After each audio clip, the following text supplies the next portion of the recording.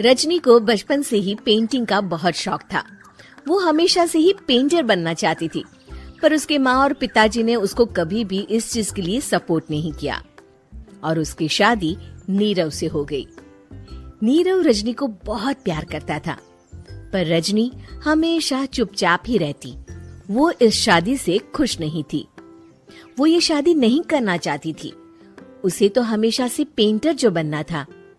अपने इस सपने को वो नहीं पूरा कर पाई, इसलिए वो हमेशा उदास रहती थी।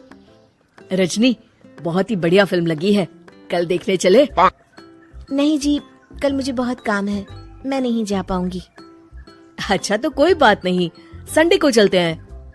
देखिए, मुझे फिल्म देखना पसंद नहीं है। आपको जाना है तो चले जाइए। नीरव को मना करके रजनी वहाँ से चली जाती है और अपने बैग को खोलकर उसमें बंद पड़े ब्रश और कलर्स को देखकर रोने लगती है। रजनी, चलो ना कहीं बाहर खाने चलते हैं, कुछ तुम्हारी पसंद का। जी, मुझे नहीं जाना, मेरी तबीयत ठीक नहीं है। रजनी वहाँ से चली जाती है। नीरव को समझ नहीं आता कि रजनी उससे इतना दूर क्यों रहती है। वो जब भी उसके साथ वक्त बिताना चाहता है, रजनी कोई ना कोई बहाना बना देती है। एक दिन घर पर कोई नहीं था। रजनी घर का सारा काम जल्दी से खत्म कर लेती है। घर पर अकेले होने के कारण वो सोचती है कि वो आज पेंटिंग करेगी। वो अपने कमरे में जाकर पेंट ब्रशेस और कलर्स निकालकर जैसे ही कलर मिक्स कर रही होती है कि दरवाजे पर बेल बज जाती है। अब कौन आ गया इस वक्त? इतनी मुश्किल से तो मुझे पेंट करने का मौका मिला है। रजनी दरवाजा खोलती है तो उसकी सास अपनी सहेलियों के साथ खड़ी होती है और सब घर के अंदर आ जाते हैं। अरे बहू, सबको शरबत बनाकर पिला दे, बाहर तो बड़ी गर्मी है। उफ। जी। रजनी पेंट ना कर पाने से उदास हो जाती है। उसे गुस्सा भी आ रहा होता है कि उसने इस शादी के लिए हाँ क्यों कह दी।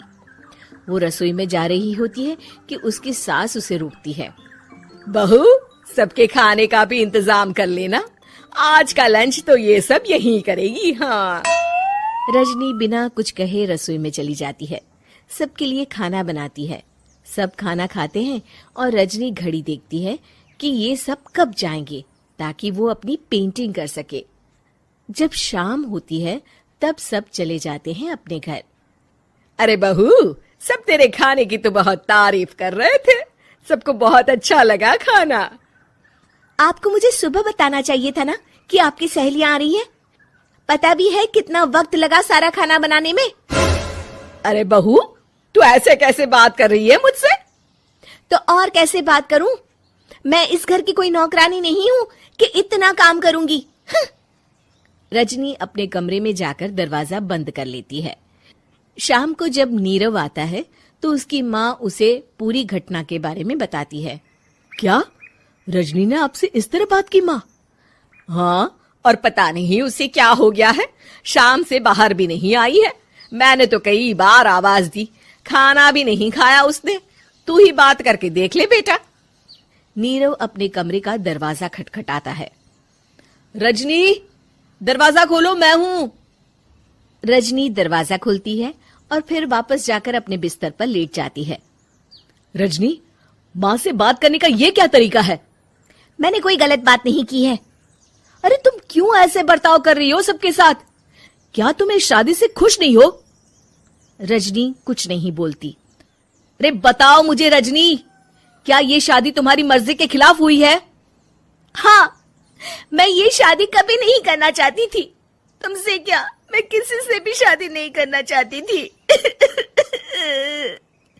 रजनी रोने लगती है। चुप हो जाओ रजनी, बताओ मुझे, तुम क्यों नहीं करना चाहती थी शादी? रजनी बेड के नीचे से अपने पेंटिंग्स, कलर्स, ब्रश, पेपर्स निकालती है।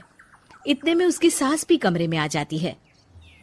ये देख रहे हो, ये थे मेरे सपने। मैं पेंटर बनना चाहती थी, पर माँ पापा ने कभी सपोर्ट नहीं किया और मेरी शादी करवा दी। मेरे सारे सपने टूट गए। हर वक्त बस गुस्सा आता रहता है मुझे। मैं जानती हूँ कि आप लोगों की इसमें कोई गलती नहीं है, पर मैं क्या करूँ, मुझे समझ में नहीं आता।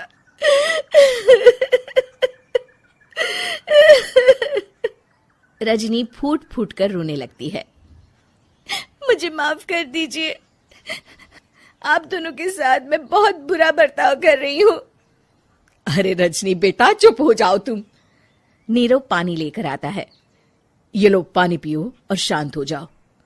रजनी पानी पीती है और उसकी सास पेंटिंग्स देख रही होती है। अरे नीरव, हमें तो पता ही नहीं था कि हमारी बहू कलाकार है। अरे कितनी अच्छी पेंटिंग्स बनाई है, देखो तो। ये वाली तो मैं अपने कमरे में ले जाऊंगी। आपको ये पेंटिंग्स अच्छी लगी? अच्छी नहीं, बहुत अच्छी लगी। और तुमने हमें बताया क्यों नहीं? तुम जब चाहे पेंटिंग कर सकती हो रजनी। हम तुम्हारे सपनों को पूरा करने में तुम्हारा पूरा साथ देंगे। हाँ बेटा, हम कला की कद्र करते हैं। हम कलाकार तो नहीं, पर मुझे गर्व है कि मेरी बहू एक कलाकार है। रजनी, नीरव और सास तीनों हंस पड़ते हैं।